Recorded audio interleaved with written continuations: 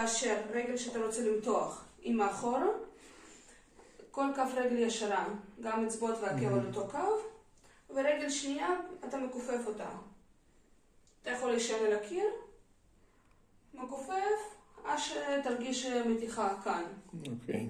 רגל אחת, רגל שנייה, ומהמצב הזה אתה עובר לעמוד על קצות האצבעות, כן, מנתק את העקב, מכופף את הברך השנייה, ולוקח את הגב טיפה אחורה, ואז תרגיש את המתיחה כאן.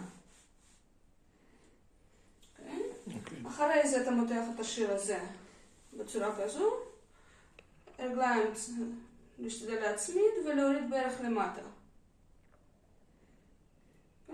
ואחר כך בישיבה אתה מניח עקב על הרצפה, כף רגל אליך, ברך ישרה, ואתה מתכופף לכיוון כף רגל עד שתרגיש מתיחה כאן.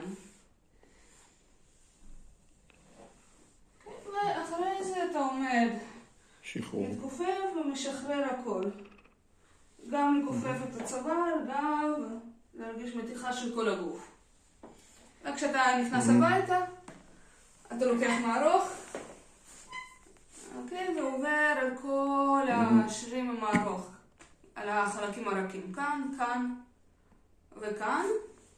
ואת כל המתיחות אתה עושה סביב 30 שניות לכל רגל, כפול פעמיים. זהו. ותהנה מהליכה. כן.